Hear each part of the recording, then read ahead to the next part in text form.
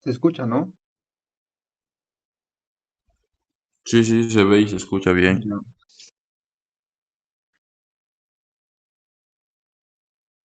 Ya, entonces vamos a comenzar. No sé si me pueden decir en qué tema ya están o si es que ya han definido alguna fecha de examen.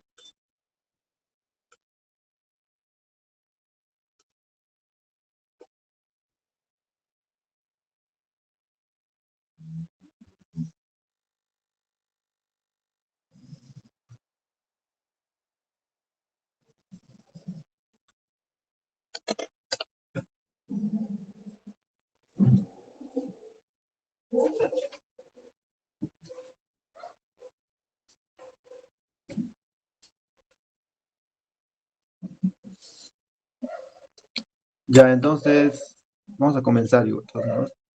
Yo soy el auxiliar Alexander Nogales Fernández. Eh, Vamos a pasar conmigo la auxiliatura de máquinas síncronas. De todos modos, yo le voy a preguntar el lunes, yo creo, al ingeniero eh, en qué tema ya están y la fecha de examen. Hoy día yo pensaba, o es que vamos a avanzar un poco de teoría, un poco de teoría, pero resumido, ¿ya? Son más que todo preguntas típicas de qué hace el ingeniero en el examen y es importante ya que el ingeniero valora mucho la teoría y hasta a veces hace valer más de la mitad de la nota, ¿no? Del examen y es un poco importante que sepan de teoría, ¿ya? Ya el principio de funcionamiento de un generador, un generador síncrono es una máquina dotante, ustedes ya saben, ¿no? Una máquina dotante de corriente alterna y cuya su velocidad de esta máquina, algo que lo hace muy particular es que esta máquina, su velocidad de dotación es proporcional a la frecuencia de sus corrientes de inducido, en su inducido, ¿no? Que circulan bueno, aquí no está, ¿no? Aquí no se ve en esta imagen. Mm, Otra particularidad de un generador síncrono es que en su construcción, normalmente si han visto en máquinas de C o en otros materiales, el inducido el inducido estaba en el rotor, ¿verdad? El rotor era por donde y a través de sus escobillas, de aquí sería esta parte, es que se sacaba la corriente para la carga, ¿verdad? Pero en los generadores síncronos, como son generadores o la tensión que va a la que genera es normalmente 10 kV, es demasiado. Poner escobillas en este lugar sería, desgastaría, ¿no? O generaría muchos chispazos o pequeños arcos, ¿no? Entonces, por eso es que en un generador síncrono, en un generador síncrono, el inducido está en el estator, está en donde se encontrarían los polos, ¿no? En todo esto, en la armadura, en esta parte. En esta parte está el estator. Este sería el estator. El inducido. Y por dentro por dentro estarían los polos, ¿no? Por dentro estarían los polos.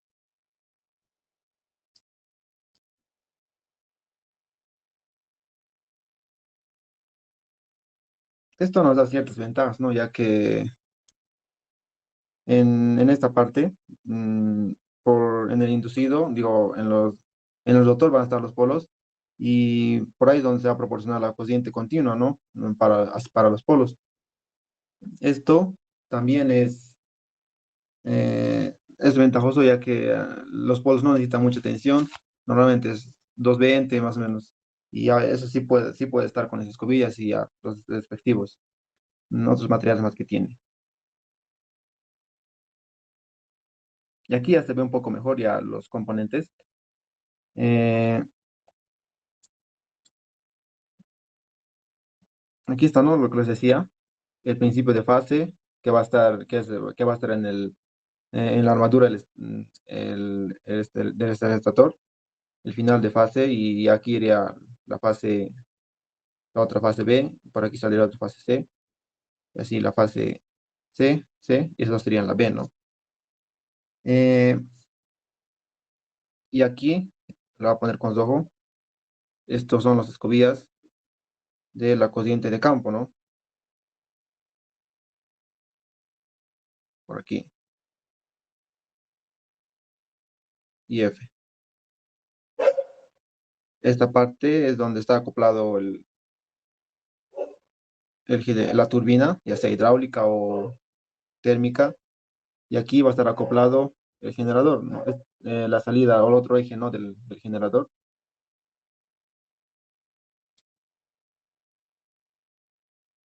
Y tiene otras más partes, ¿no? Como las conexiones de los anillos dosantes y ya los elementos más que tiene. Eso ustedes ya lo han de bien ver con el ingeniero. En los pesos constructivos del estator, esta parte no es muy importante, ya que no es no es muy competente para la materia, ¿no? Sí, aquí es donde se van a estar las bobinas, sí, ¿no? Las bobinas. Depende del tipo de adullamiento que tengan, ¿no? Aquí son bobinas de este lado entrelazadas, ¿no? Ya sabemos que está hecho de los, las chapas. Las chapas son de acero al silicio, tienen sus propias ventajas de baja permeabilidad y generan pocas pérdidas magnéticas, ¿no? Y ahora en aspectos constructivos del estator, ya, existen dos tipos, ¿no? Son el rotor cilíndrico y rotor mm, liso. Rotor cilíndrico y rotor de polos salientes. Este sería el rotor liso y el rotor de polos salientes. Aquí. Rotor de polos salientes.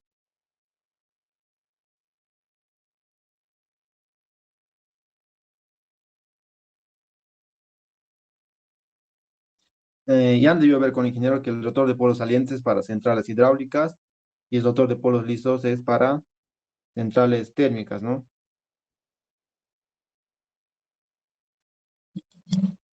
Para centrales térmicas. Centrales térmicas,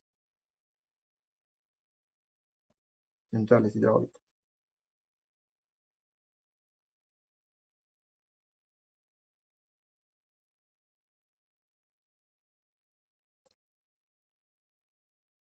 Ya, tiene una particularidad, ¿no?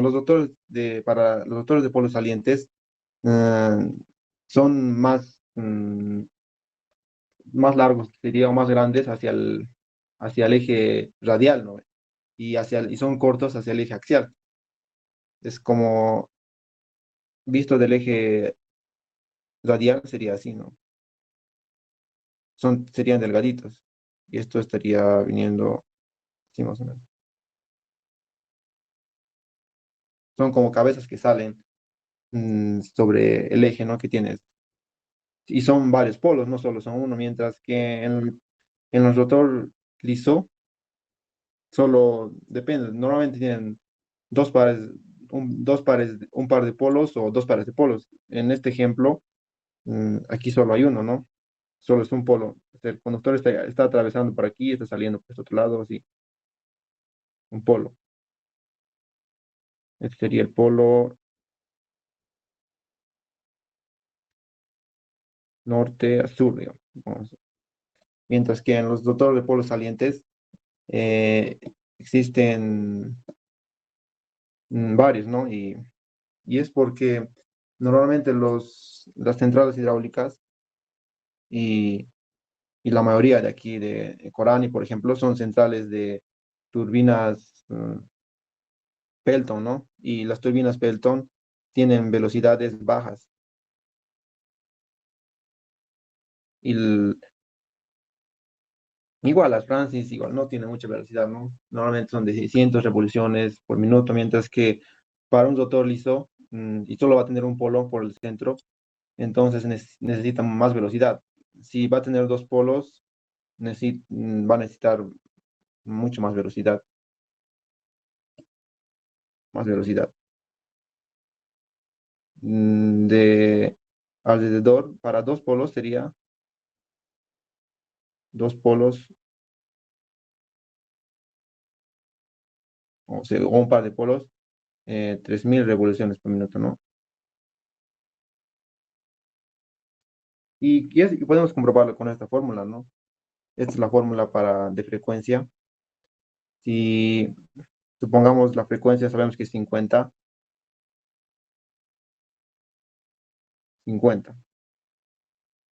Y para un rotor liso, queremos saber los números de polos, ¿no?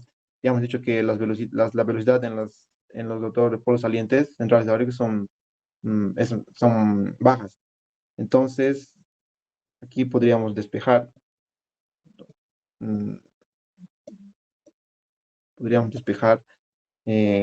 los polos y 2 por la frecuencia por 60 sobre la velocidad. Entonces, la frecuencia es una variable constante, ¿no? Primero va a ser 50. Entonces, lo que va a definir el número de polos es la velocidad.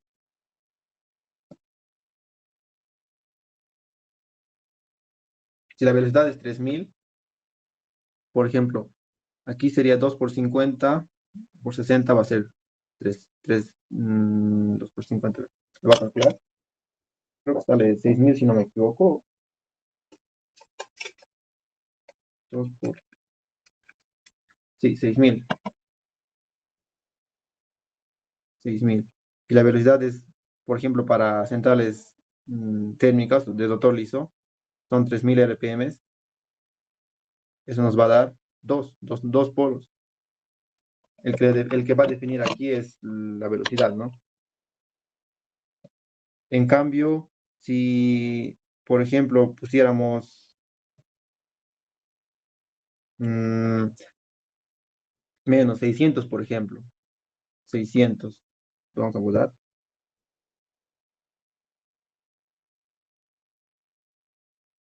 600, sería para centrales hidráulicas, me va a dar 10 polos, ¿no?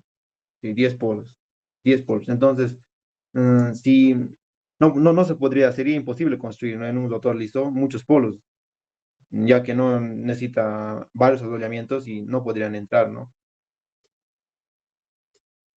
No podrían entrar en este rotor liso. Entonces, por eso es que se elige un rotor de polos salientes para las centrales hidráulicas y aquí así se puede enrollar el bobinado, ¿no? Sería en este sentido, así, ahí, así.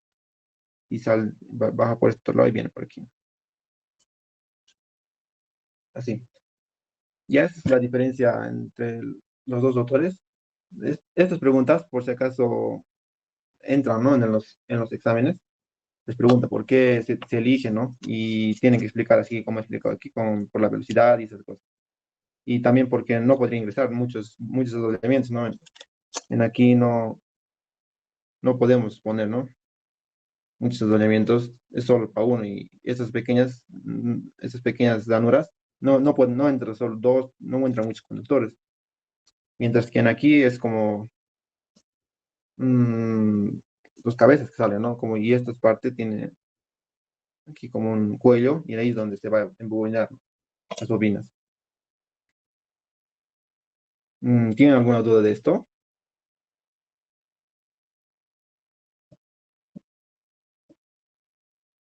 Ya, entonces, si no, vamos a explicar un poco de los sistemas turbina, generador y excitación. Mm, Este es el sistema, es como todos los componentes, pero completos, ¿no? Generales, se podría decir, ¿no? El generador, que ya hemos visto cómo está por dentro, ya tiene sus bobinas y todo eso. El generador. Aquí está la carga. Esta sería la carga.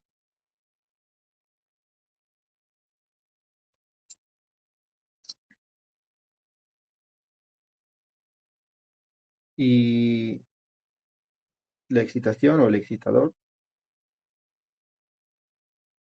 Aquí está la excitación.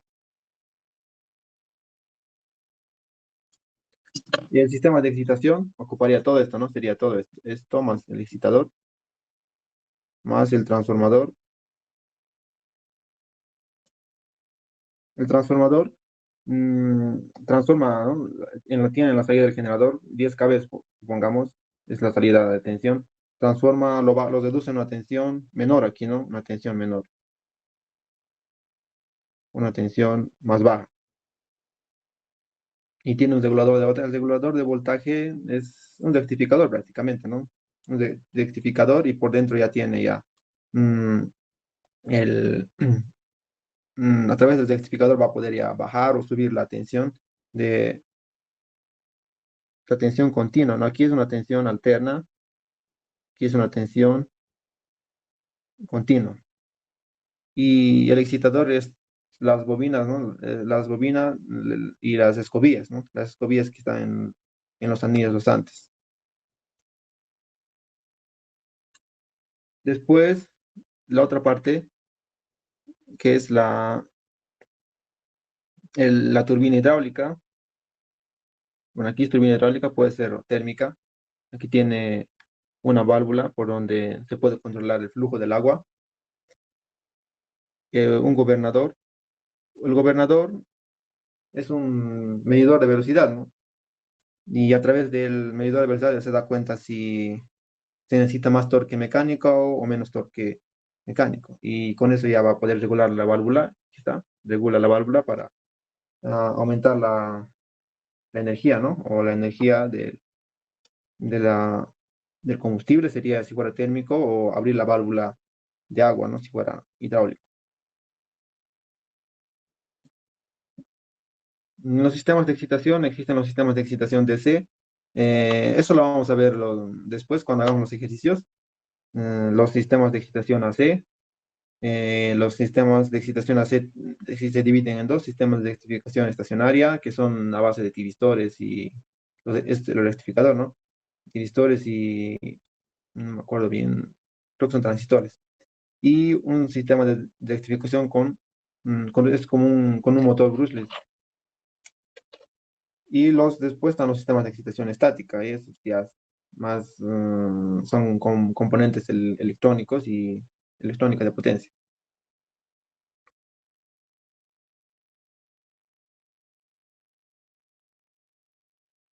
Ya, hasta la anterior parte, hasta la anterior página era el capítulo uno.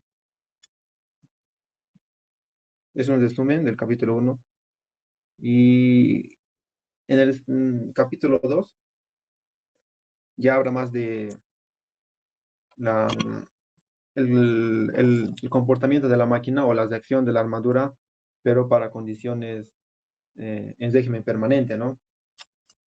Para tensión constante y frecuencia constante, ¿no? Condiciones de régimen permanente.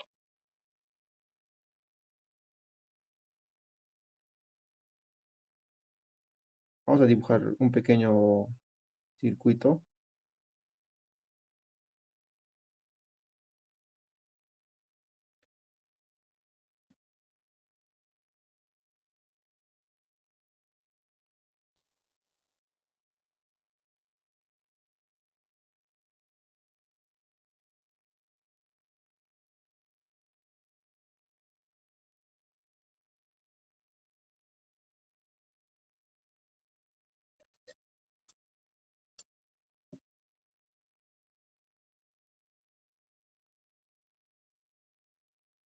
Esta sería la bobina de campo, la bobina de campo.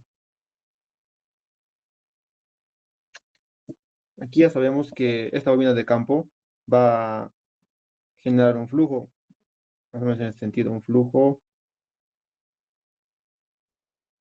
magnético que es generada por el campo. Y eso es lo que va a inducir una tensión EAF, una tensión inducida, y va a circular una corriente, va a crear una diferencia de potencial entre ambos bornes y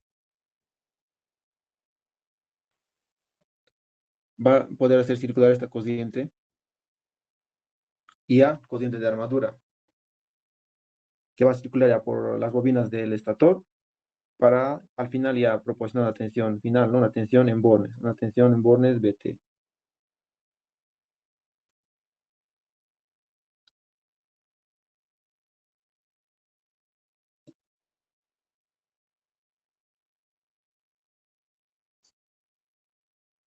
Como aquí dice la dirección de la armadura, cuando circula una corriente continua de bobinas de campo, esta bobina de campo produce un flujo constante y al girar, porque está girando, como habíamos dicho que las bobinas de campo están en el rotor, al girar inducen una fuerza electromotriz en las bobinas del estator. Esta sería, ¿no? EAF sería la tensión inducida, EAF.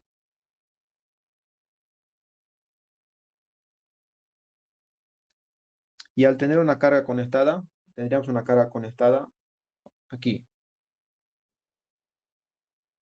Puede ser una carga resistiva,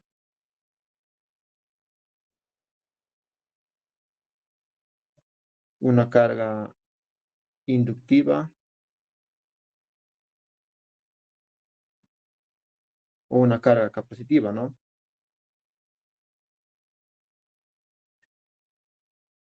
Vamos a analizar solo cargas puramente resistivas, puramente capacitivas y puramente inductivas.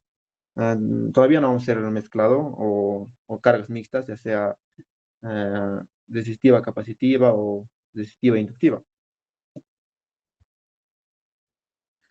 Ya, entonces, dice, estas corrientes a su vez crean unas ondas de fuerza magnetomotriz. Estas fuerzas magnetomotrices,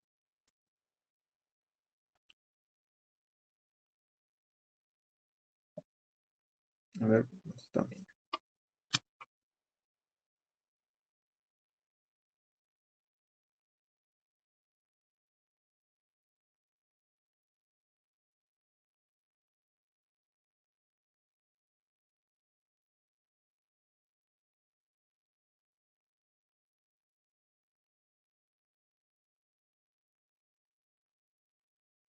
Ya, perdón, esta fuerza magnetomotriz,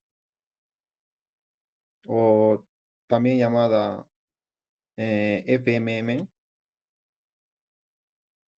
FMM, es la reacción del inducido. Mm, lo voy a dibujar aquí. Supongamos que este es el rotor. Aquí está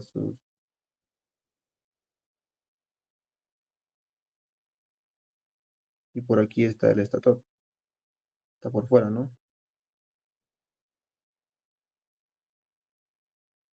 Aquí estarían las bobinas del estator.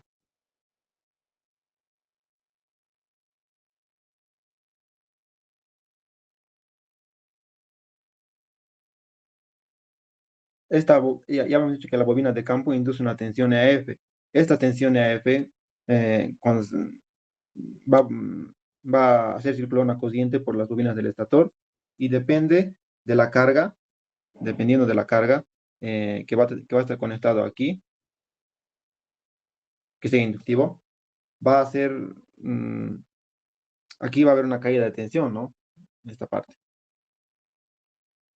Aquí en este sentido, BAR, una caída de tensión en, en la armadura. Esa caída de tensión va a depender de la carga, si esa va a estar atrasada, adelantada, va a depender de su ángulo del ángulo de la tensión. Esto se llama reacción del inducido y esto va a afectar en aquí, lo va a hacer con verde. Esta circulación de corriente también va a crear un flujo en ese sentido, un flujo magnético, ¿no? Así. Y ese flujo magnético puede estar adelantado, les he dicho, 90 grados, retrasado 90 grados, o en fase también, ¿no? Ya que va a depender de la carga.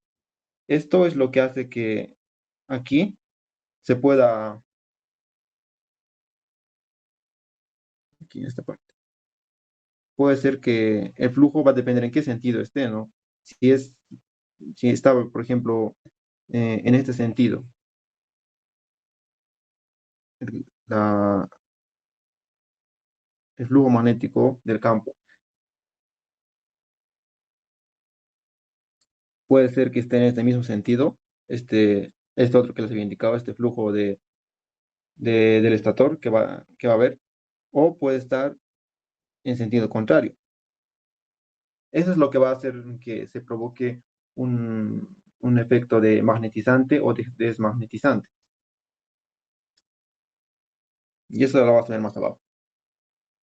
Ya, la carga resistiva pura. Carga resistiva pura es, ya os había dicho, es un resistor, nomás sería la carga, o sea, la carga. Aquí está, ¿no? En condiciones normales, la tensión EAF. Tensión EAF, el flujo, este es el flujo del campo. Esto va a ser para todos los casos que vamos a analizar, constante, ¿no? Y la corriente de armadura, lo que va a cambiar. La corriente de armadura, la tensión de la caída, EAR, caída en la armadura, tensión de caída de la armadura, y el flujo que genera esta tensión EAR, el sentido, ¿no? Cuando es resistivo, es el caso, es que la tensión está en fase con la corriente, ¿no? La corriente está en fase con la tensión. No está desfasado en ningún 90 grados ni desfasado, ¿no? Y por eso es que aquí se ve, ¿no? Está en fase. Está en fase. Y aquí está circulando la corriente ya, aquí está. Está circulando por estos conductores, ¿no? Este es el sentido del flujo F, o el flujo de campo, ¿no? Y este flujo desde acción que les había dicho está por aquí, flujo aire o flujo en la armadura. Esto no va a afectar ni va, cuando es resistivo, como está en fase, no se suma ni se resta porque está en el mismo eje del polo, ¿no ve? Entonces, no va a afectar al flujo de campo, no lo va a afectar,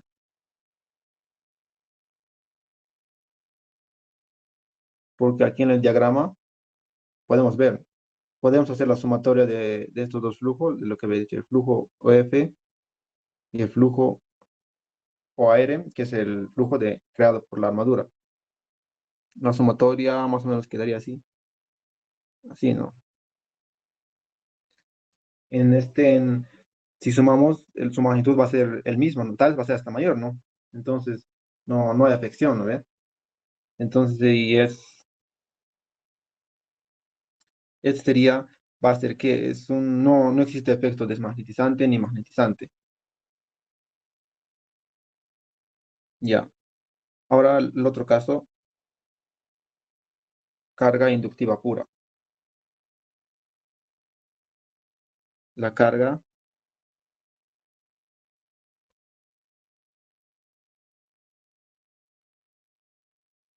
un inductor. Aquí sí hay ah, desfase, ¿no? Sabemos que un polo y el otro polo tienen una distancia en ángulos eléctricos de 180 grados.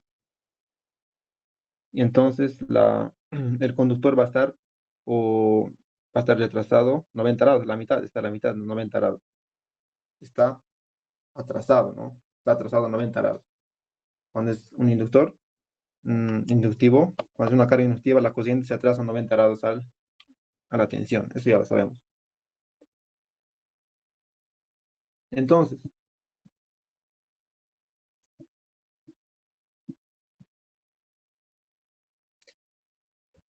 Aquí estaba circulando el flujo de campo. Y si podemos observar el flujo que genera, el flujo de la armadura generado por la tensión EF a través ya por la carga inductiva, está en sentido contrario, si se dan cuenta, aquí está. Esto sí se va a sumar porque no es para que o no se sume o no haya mucha diferencia, tendría que estar en fase, ¿no? Con el polo, pero no va a estar en fase. Entonces, en el diagrama se puede observar, aquí está la tensión F y la tensión y el flujo de la armadura. Si sumamos estos dos, se van a restar porque están en el mismo sentido, ¿no? Pero en diferentes direcciones. Y la resultante me va a quedar más o menos por aquí. ¿No? Esta sería la resta, ¿no? Del flujo. Esto lo que provoca es un efecto desmagnetizante, como he dicho, se va a desmagnetizar. Desmagnetizante. Desmagnetizante.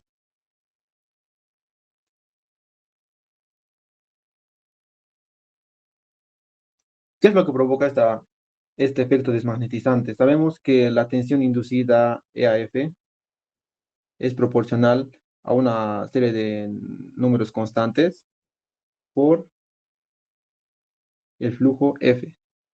Si el flujo F va a disminuir, entonces la tensión, lo que va a provocar es que la tensión EAF sea menor, va a bajar. Y no queremos, ¿no? Porque si se baja la tensión EAF en el inducido, la tensión en bornes, esto va a provocar que la tensión en bornes también baje. Eso es lo que va a provocar.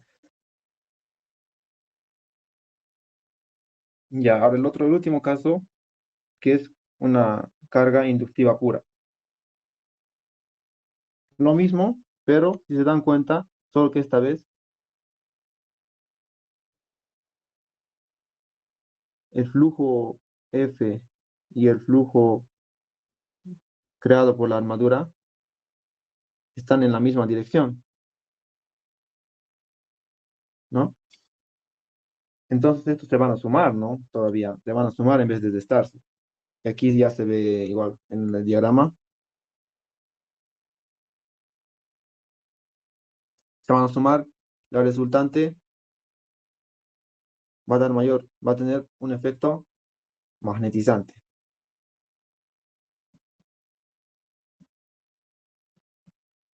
Magnetizante. Un efecto magnetizante, el flujo total, se podría decir que es el flujo F más el flujo AR mayor.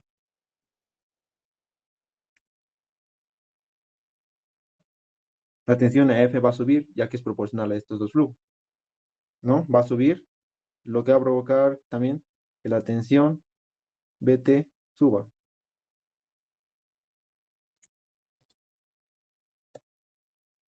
Esos son los tres casos esos son los tres casos de las de acción de la armadura en, cuando se le conecta una carga, ¿no ve? Ya. ¿Les ha quedado claro, no? Esa parte, ya que también igual normalmente se va a preguntar esto, que es las de acción del inducido la de acción del inducido conectado a cargas, les está a pedir igual preguntas teóricas. Y así no, voy a pasar al circuito equivalente de la máquina síncrona.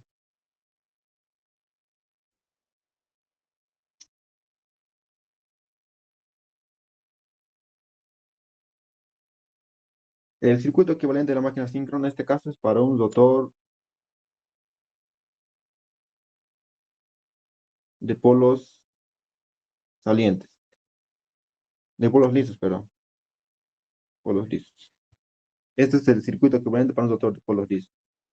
La resistencia de la armadura, aquí está la resistencia de la armadura, la reactancia de la armadura y la reactancia de la entrelleva, ¿no? Entrellez. Y los dos sumados me dan la reactancia síncrona, ¿no? XS. XS, reactancia síncrona. Reactancia síncrona. Listo. Este es su diagrama vectorial o su diagrama fasorial de un generador síncrono de rotor de polos lisos o rotor cilíndrico. Y responde a esta ecuación que está aquí abajo, ¿no? Igual se puede ver en el diagrama la, te- la tensión BT, la tensión en bornes, es la sumatoria, pero en el eje real de la sumatoria del eje real de la caída en la resistencia de la armadura, más, igual, la suma más la caída en la reactancia síncrona en el eje real, no la sumatoria. Esa sumatoria es con números complejos, ¿no? La cociente es complejo, la cociente pertenece,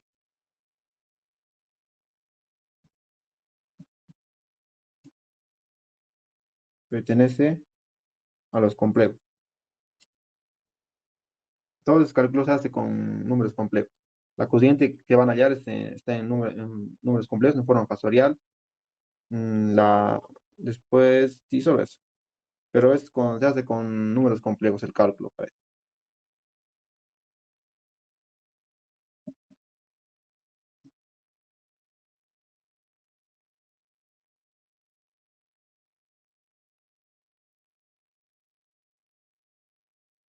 Y aquí está la reacción del inducido de un generador de polos salientes. El anterior les había mostrado, hemos hecho la reacción. Es muy similar para los polos salientes. El anterior era para rotor de polos, rotor cilíndrico, ¿no? El funcionamiento es similar, ¿no? O sea, cuando hay carga inductiva, hay un efecto desmagnetizante, carga capacitiva, efecto magnetizante, es el mismo. Solo que, eh, como les había dicho, en,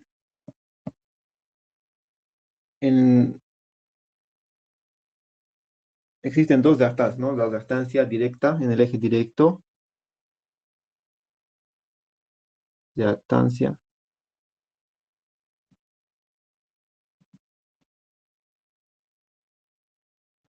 eje directo, eje de cuadratura.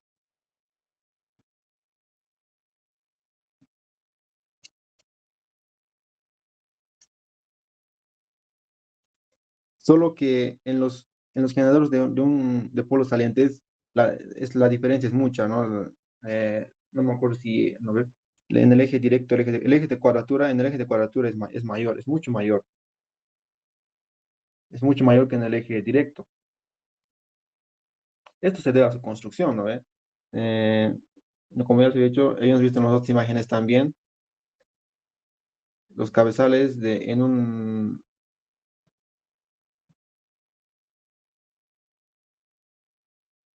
son así más o menos, ¿no? En un rotor de polos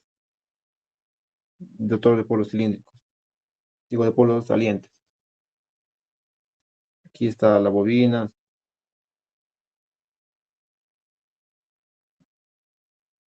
pero visto de la sección transversal, se podría decir, es delgadito, así se vería. Es como una rueda, podríamos ver, ¿no? Es como una rueda muy grande hacia el eje radial y muy corto hacia el eje axial. Entonces, por eso es que hay una diferencia en estos dos. XT no es igual que XQ. Mientras que en los rotores de polos lisos o rotor cilíndrico, es un cuadrado, ¿no? Porque las bobinas van a estar así. Entonces, similar, XD y XQ es muy igual, es muy similar. Y entonces, por eso es que solo existe una reactancia síncrona, ¿no? Solo existe una reactancia síncrona. Es como ya se saca una, sería así, ¿no? A ver,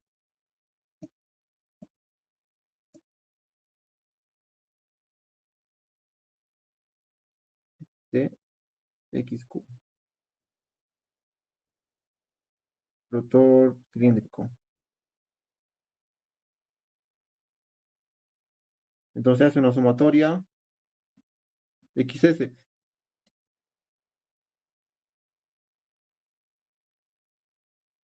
45, 45. Se saca un promedio, ¿no? Entre ambos, ya que son muy iguales, solo se toma una reactancia. Se puede trabajar con complejos, es más sencillo en los rotores de polos lisos. Mientras que en los rotores de polos salientes no se puede hacer eso, entonces se tiene que manejar ambos reactantes, ya sea en la reactancia en el eje de cuadratura y la reactancia en el eje directo. Y es otra fórmula, ¿no? Su- Aquí igual se puede ver un poco. La cociente de armadura se descompone en dos cocientes, cociente en el eje directo y en el eje de cuadratura, ya que ya lo que les había dicho, por la reactancia en el eje directo y en el eje de cuadratura.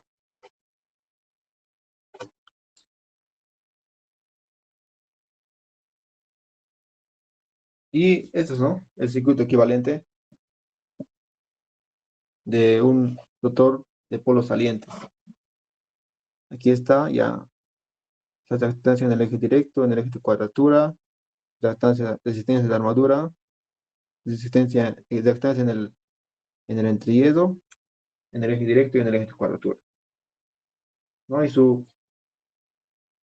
su diagrama factorial es un poco diferente, ¿no? Que el anterior. Las ecuaciones, igual, ¿no? Primero se halla el ángulo de potencia. Esta es la fórmula. Vamos a demostrar esta fórmula igual más adelante. Y para hallar la tensión, y esta, ¿no? Esas dos ecuaciones se necesitan para hacer los cálculos en el rotor de polos salientes.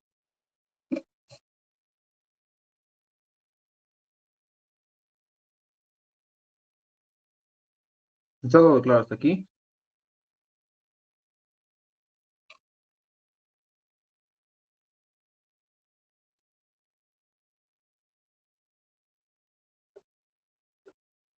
Y ahora vamos a avanzar el torque electromagnético.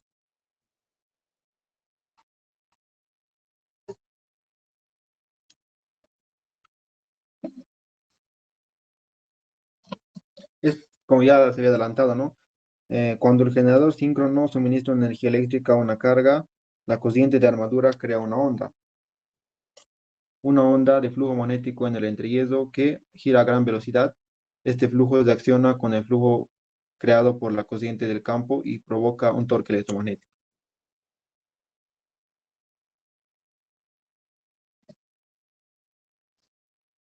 Está aquí eso, ¿no?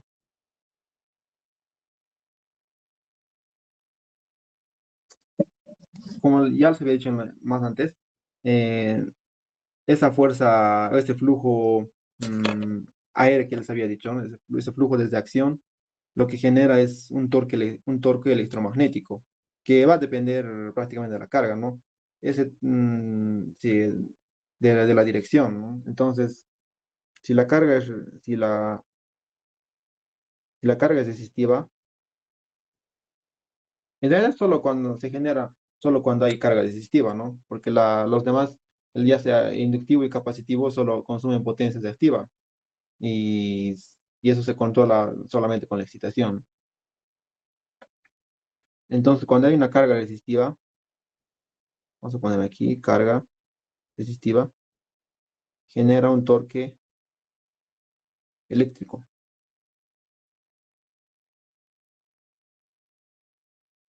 genera un torque eléctrico.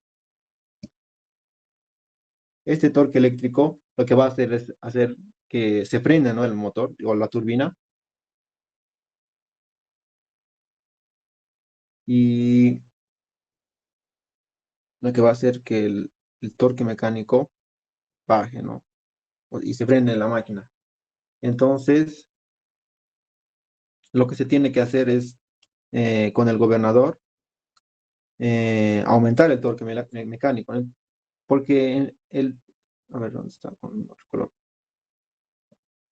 El torque resultante entre el torque mecánico que está proporcionando la turbina y el torque eléctrico que se opone, ¿no?, que sería la del generador. El torque eléctrico, el torque mecánico menos el torque eléctrico tiene que ser igual a cero. Tiene que ser o igual a cero o muy similar a cero. Lo que pasa es que si es que el torque mecánico es mayor, por ejemplo,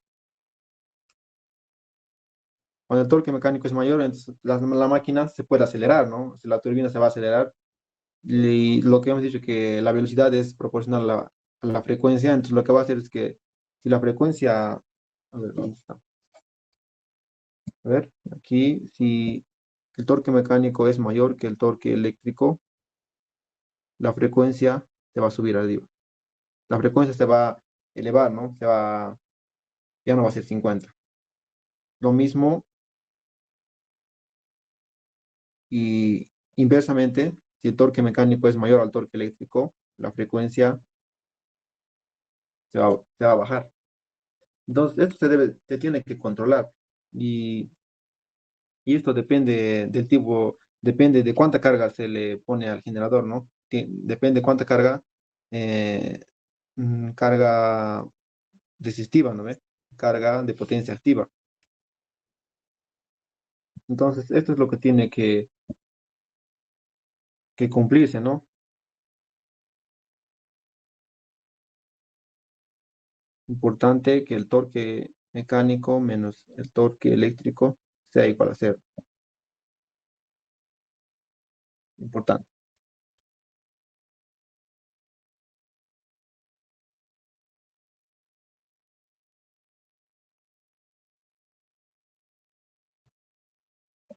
Y por último, el control de potencia activa y reactiva.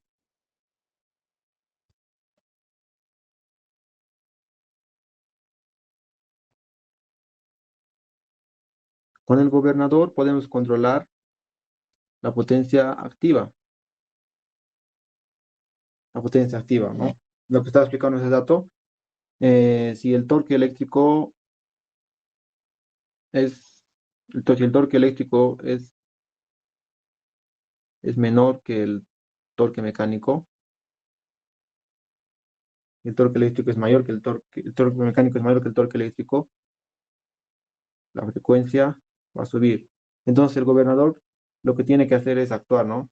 El gobernador tiene que disminuir o sedar un poco la válvula para que se iguale, ¿no?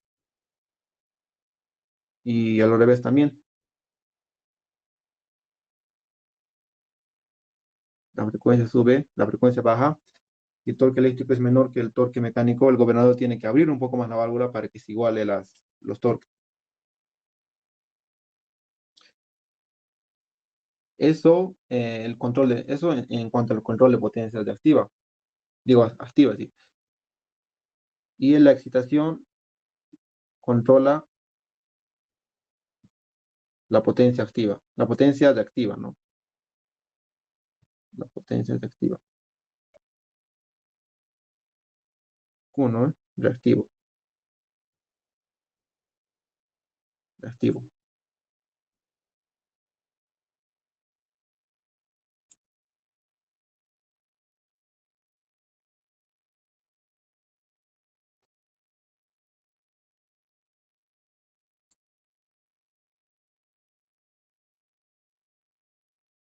Cuando se conectan cargas capacitivas, habíamos dicho que hay un efecto magnetizante y la tensión en bornes, la tensión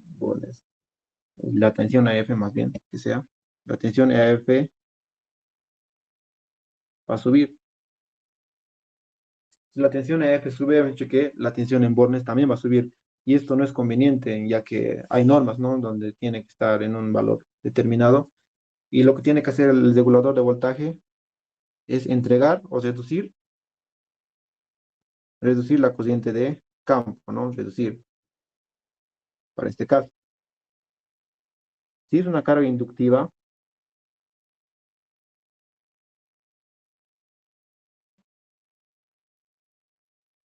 la tensión va a bajar, se va a reducir.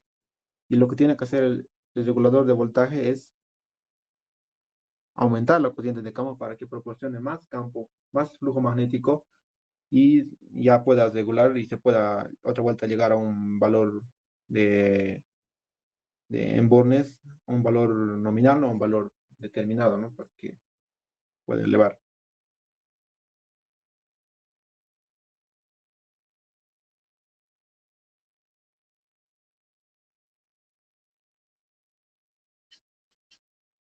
¿Por qué ocurre esto, no?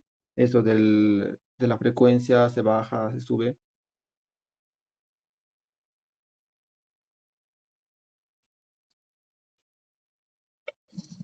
Cuando la frecuencia normalmente sube por la desconexión de equipos o salida de otro generador que tal vez podría estar conectado al sistema, ¿no? Se puede deducir la carga, por ejemplo. Se va a desconectar, desconexión de carga,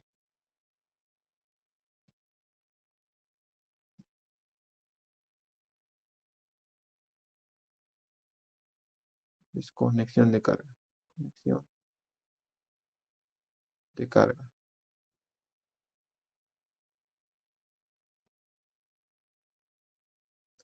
Y la frecuencia baja cuando se conecta en carga. Se conecta más carga a la que estábamos suministrando. Se conecta más carga, se conecta carga. Por eso es lo que ocurre, es el torque eléctrico aumenta, el torque eléctrico disminuye.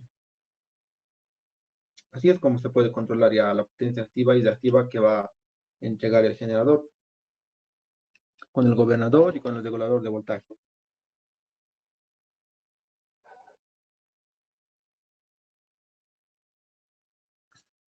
Ya, hasta aquí es toda la parte teórica, lo que pueden entrar en su examen. Esto se los voy a mandar, lo voy a mejorar un poco y se los voy a mandar al grupo de WhatsApp. Después ya sigue los valores por unidad, ya es para hacer los ejercicios, ¿no? Los valores por unidad se miden en PUs, se miden en PUs. Es ventajoso ya que es para representar todos los valores de una máquina, ya sea tensión, cociente, potencias, en un único valor, ¿no? En un mismo parámetro, ¿no? En un único estrecho, se podría decir, un estrecho numérico, en un rango numérico que es de 0 a 1. Y aquí están las fórmulas, ¿no? La cociente en PUs va a ser la cociente, la que tenemos, la medida, se podría decir, sobre la cociente nominal. La cociente, la cociente nominal o la cociente de base va a ser, se podría decir,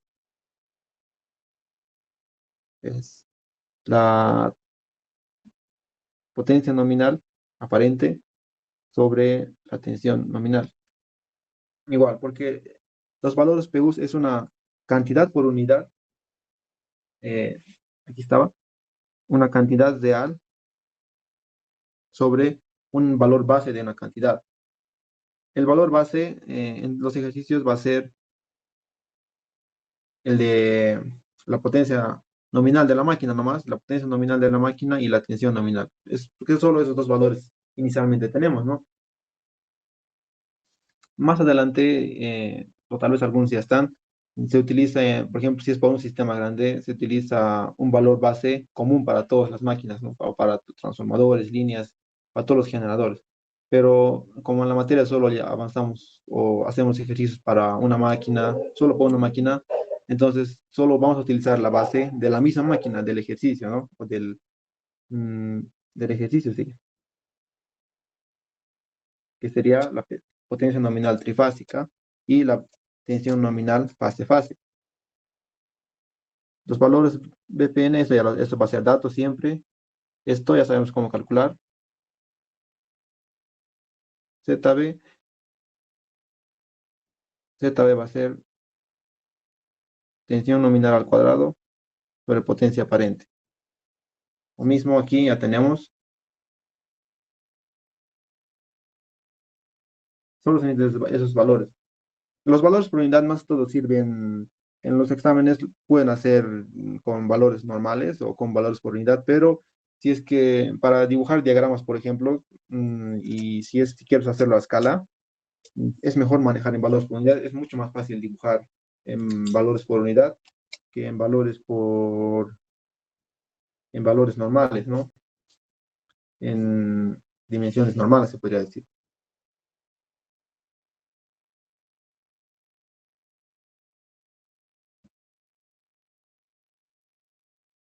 Ya solo este preparado para hoy día. Más rato les voy a pasar un poco más de material que tengo, exámenes, para que puedan estar viendo. Eh, no sé si podrían decirme en qué tema ya están o si es que ya están o ya fijado fecha de examen o todavía o es para que podamos hacer una clase más, podríamos hacer una clase extra más si es que ya definido ya está cerca, podemos hacer una clase más uno de sus días, virtual igual, para que podamos resolver ejercicios o podrían escribir en el chat, ¿no? Ah, todavía no ha dado la fecha de examen. Ya, ya entonces, si todavía no da fecha de examen, vamos a quedar aquí por el momento. Y la siguiente semana nos vemos el día viernes igual. Ya les he dicho el aula y la hora. Vamos a resolver más ejercicios de, del tema del capítulo 2. Son ejercicios del capítulo 1. Vamos a resolver los sistemas de excitación. Solo normalmente mete uno de esos en los exámenes. No, los exámenes, las clases no van a ser virtuales. Va a ser presencial, ya les he dicho el aula.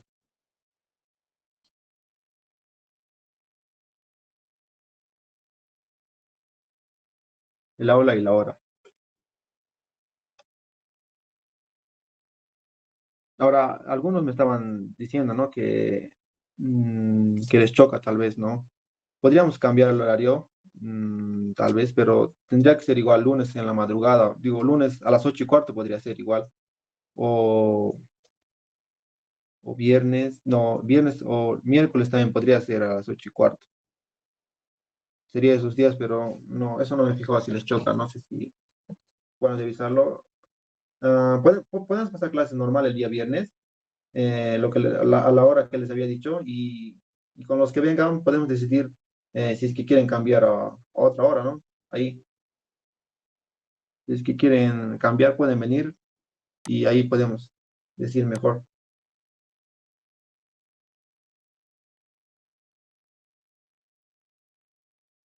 Ya si es virtual, por eso lo vamos a ver el día viernes, que sea normal, y ahí para los que, si es que la mayoría quiere virtual, puede ser virtual,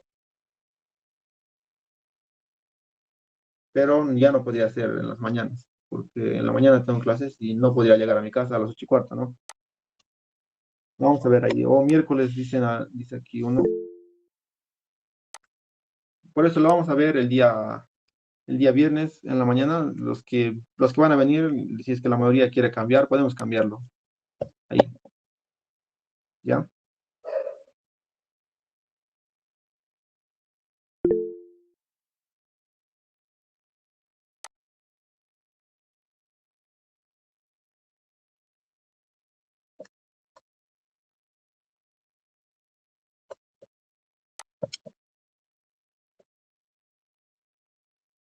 Ya, entonces, chicos, nos vemos el día viernes, como les había dicho. Aula era 6:70. eh, 6:70, horario 8:15, ¿no? Ya bien. Nos vemos.